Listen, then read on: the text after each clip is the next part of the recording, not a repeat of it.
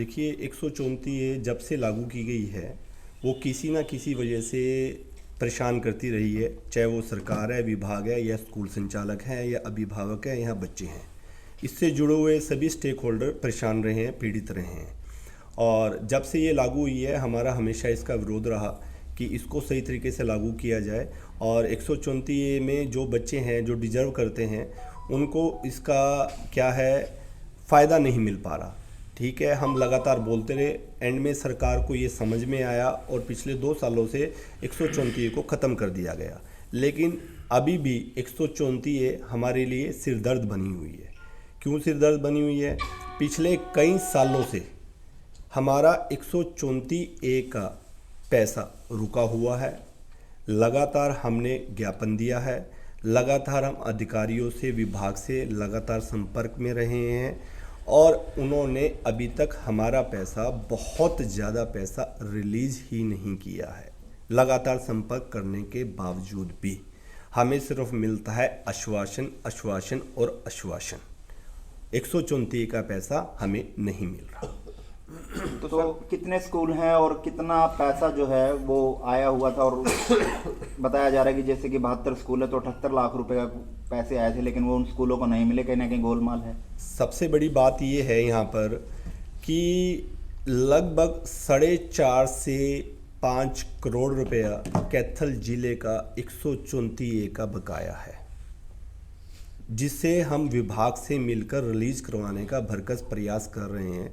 लेकिन विभाग क्या करता है, हर रोज़ हमारे पास एक लिंक भेज देता है और वो हमसे पूछता है कि जो आपके पास 134 के बच्चे हैं उनका डाटा हमारे पास भेजिए। पहले हम डाटा डीएससी में भेजते हैं, उसके बाद हमें डीडब्ल्यूओ ऑफिस में अपनी एक बहुत मोटी फाइल बनाकर भेजनी पड़ती है। इसमें विडंबना ये है कि बच्चे सरकार ने भेजे, IMS पोर्टल पे वो बच्चे हैं, उनको एक स्टूडेंट रजिस्ट्रेशन नंबर मिला हुआ है, सरकार हमारे पास बच्चों को भेजने वाली है, हम उन्हीं बच्चों को ही एडमिशन दिया हुआ है और उन्हीं बच्चों को क्लेम करने के लिए हमें बहुत सारी कागज़ प्रक्रियाओं से गुजरना पड़ता है, जो कि गलत है। चलो, उन्होंने जो भी प्रक्रिया अपनाई हमने उनको फॉलो किया। हमारी फाइलें DWO ऑफिस में मिट्टी से आंटी पड़ी हैं, उनके ऊपर किसी प्रकार की कोई कार्रवाई नहीं की जा रही, ना की गई है, लगातार कहने के बावजूद भी।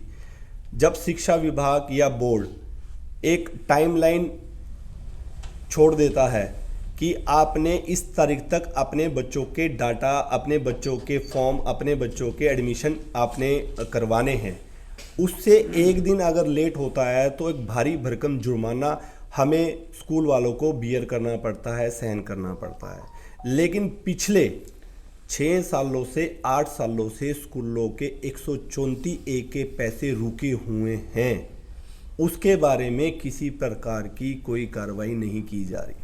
हम सरकार से डिमांड करते हैं, हम विभाग से डिमांड करते हैं कि 134 के जो पैसे कैथल जिले के 4.5 से 5 करोड़ रुपए रुके हुए हैं उसके तत्काल प्रभाव से लागू किया जाए। साथ ही साथ हम ये डिमांड करते हैं 134 के जो पैसे हैं उस पे हमें 18% का ब्याज भी दिया जाना चाहिए। जब सरकार, अगर हम लेट होते हैं तो सरकार हमारे ऊपर जुर्माना लगाती है, विभाग हमारे ऊपर जुर्माना लगाता है, तो क्या यहाँ पर सरकार को हमारे पैसे जो इतने लेट हैं उस पर कोई हमें कंपनसेशन नहीं देना चाहिए? 134 के नाम पर हमें जो हमारी फीसिस बनती हैं वो बहुत ज़्यादा बनती है, वो फीसिस हमें मिलने का अधिकार है, हमें मिलनी चाहिए। लेकिन फिर भी सरकार ने वो थोड़ी थोड़ी फीसिस डिसाइड कर दी मनमाने तरीके से, लेकिन वो जो थोड़ी फीसिस हैं वो फीसिस भी हमें नहीं दी जा रही, टाइम पर नहीं दी जा रही। 3-3, 4-4, 5-5, 6-6 सालों का वेटिंग पीरियड चला हुआ है और हम जाते हैं विभाग के पास तो वो यही है कि हाँ जल्दी देंगे, जल्दी देंगे, जल्दी देंगे। और जैसे कि अभी एक क्वेश्चन आया कि क्या रहा, ये लगा के चलिए आप, नवंबर 2021 में DSC की तरफ से, director of school education Haryana की तरफ से कैथल जिले के अंदर 72 स्कूलों का 78 लाख रुपया एक साल का सरकार की तरफ से ग्रांट होके, विभाग की तरफ से ग्रांट होके डीईओ ऑफिस कैथल में आता है। लेकिन बड़े दुर्भाग्यपूर्ण तरीके से मैं ये कह सकता हूँ कि वहाँ पर कर्मचारियों ने वो पैसा जो कि बाय नेम आया था, स्कूलों के नाम बाय नेम, डीएससी की तरफ से लिस्ट, उन स्कूलों को, वो मैक्सिमम स्कूलों को वो पैसा मिला ही नहीं। वो पैसा अदर जगह लगा दिया गया, अदर जगह बांट दिया गया, उन स्कूलों को मिला ही नहीं। उस पर हमने आवाज़ उठाई, लेकिन अभी तक उसके ऊपर भी कोई कार्रवाई नहीं हुई है और उसके ऊपर भी हमारा पैसा रिलीज नहीं हुआ है। कहाँ लगाया वो पैसा, किस योजना में लगा दिया? वो हमें नहीं पता कि कहाँ कहाँ बांट दिया वो पैसा, किस किस स्कूलों को बांट दिया। उस लिस्ट में जिस भी स्कूल का नाम था, किसी और स्कूल को वो पैसा दे दिया। वो पैसा क्यों दिया गया, जबकि डीएससी से बाय नेम उस स्कूलों के नेम के हिसाब से वो लिस्ट आई थी। तो ऐसा काम क्यों किया गया, किस तरीके से किया गया, काम के लिए इस्तेमाल किया गया पैसा? वो पैसा, वो देखिए आपको डीडब्ल्यू ऑफिस से ही पता लग सकता है कि कहाँ पर पैसा वो यूज़ किया, किन स्कूलों को बांट दिया गया और कैसे बांट दिया गया, जबकि उनको ये अधिकार ही नहीं था बांटने का। कब से कब तक का, कितने स्कूलों का कितना पैसा बकाया है? लगभग ओवरऑल मैं आपको बता रहा हूँ, जैसे मैंने पहले भी वक्तव्य दिया है, लगभग 4.5 से 5 करोड़ कैथल जिले का आज तक का बकाया है। इसमें कैथल के लगभग 250 से 350 स्कूलों का डाटा है लगभग। अगर सरकार हमारा 134A का रुका हुआ पैसा जारी नहीं करती है तत्काल प्रभाव से, तो हमें ये इस विषय पर सोचने पर मजबूर होना पड़ेगा, जो कि 134A के बच्चे हमारे पास अध्ययनरत हैं, स्टडी कर रहे हैं, पढ़ रहे हैं। तो मजबूरी में ना चाहते हुए नए सेशन से 24 बच्ची का जो अप्रैल से सेशन स्टार्ट होगा, हमें उन बच्चों को छोड़ना पड़ेगा, निकालना पड़ेगा, या उनसे हमें बोलना पड़ेगा कि अगर आपको हमारे स्कूल में एजुकेशन लेनी है, पढ़ाई करनी है, तो आपको स्कूल के जो भी फीसिस हैं वो आपको पे करनी पड़ेगी। क्योंकि लगातार हम बिना पैसों के बच्चों को कैसे पढ़ाएंगे। एक तरफ सरकार गरीबों के बच्चों के प्रति सहानुभूति प्रकट करने का एक झूठा दावा करती है और दूसरी तरफ इसको खुद ही डिस्प्यूटेड करती है। जब से ये 134A की धारा जो लगी है गरीब बच्चों पढ़ाने की, कभी भी ये मतलब क्लीन चिट इसको नहीं मिली। जब भी पैसे की मांग आती है, पहले सिस्टम को था ही नहीं, धीरे धीरे सिस्टम बनाया गया, लेकिन उसके बाद बच्चों को लगातार पढ़ा रहे हैं, लेकिन जो पेमेंट करने की बात है वो कभी टाइम पे नहीं आती। हर स्कूल अभी भी हज़ारों बच्चों को पूरा जिला पढ़ा रहा है और किसी स्कूल में किसी बच्चों को पढ़ाने के बारे में दिक्कत नहीं आई, लेकिन सरकार की तरफ से कोई सिस्टम अब तक ठीक नहीं बन पाया।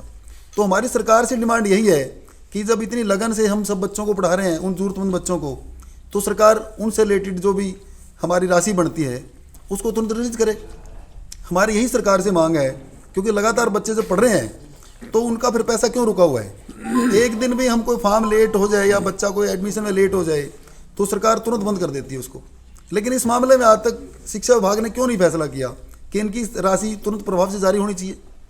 9वीं से 12वीं तक के बच्चे हर स्कूल अभी फ्री में पढ़ा रहे हैं, उसके बारे में एजुकेशन डिपार्टमेंट ने कोई फैसला अब तक नहीं लिया। मंशा क्या है, क्यों नहीं पैसे रिलीज हो पा रहे, क्या लगता है? सरकार का सिस्टम में जो एक फेलियर है वो सही तरीके से काम नहीं कर पा रहा। जब ऑनलाइन बच्चे अप्लाई हो रहे हैं, पोर्टल पे सारे बच्चे चढ़े हुए हैं और एजुकेशन डिपार्टमेंट टाइम पे रिजल्ट निकालता है, टाइम पे उनका एडमिशन सब कुछ होता है, तो रिलीज करने में फिर देरी किस बात की है।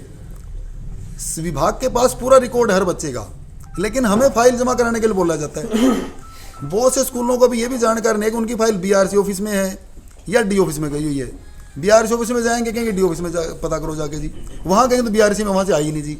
मतलब इतना बड़ा लैप्स है बीच में कि उसमें कोई क्लियरेंस नहीं हो पा रहा और हर स्कूल पढ़ाना चाहते हैं इन बच्चों को। तो आपका जो प्रतिनिधिमंडल है मिला है शिक्षा मंत्री से या फिर किसी डिपार्टमेंट? शिक्षा मंत्री से मिले हैं बहुत बार। मंत्री जी ने हमें आश्वासन दिया है कि आपकी राशि तुरंत प्रभाव से जारी की जाएगी, और ये करीब 5-6 महीने का समय हो गया जब मिले हैं शिक्षा मंत्री से।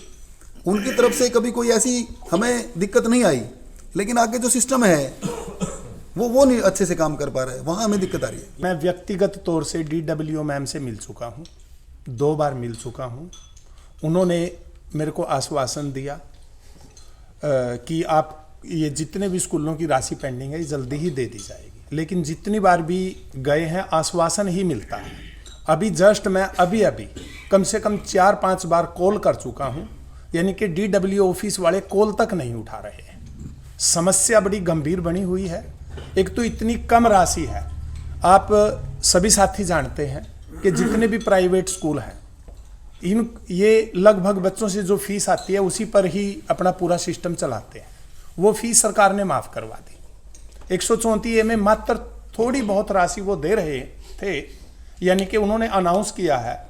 मेरा खुद का 6.25 लाख रुपए है, मेरे को सिर्फ एक बार पेमेंट मिली है एक सेशन की, और अभी मेरा 6.25 लाख रुपया तो मेरा खुद का पेंडिंग है, जिसको लेकर मैं कई बार DO ऑफिस में जा चुका हूं, लेकिन हर बार आश्वासन मिलता है।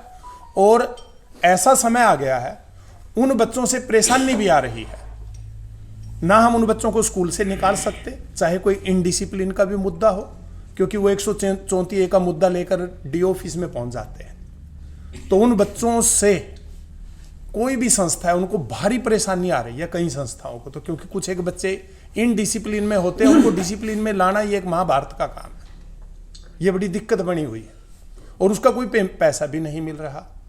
सिर्फ स्कूल, बहुत सारे स्कूल इस वजह से घाटे में आ रहे हैं और लगातार ऐसे बच्चों की संख्या बढ़ती जा रही है।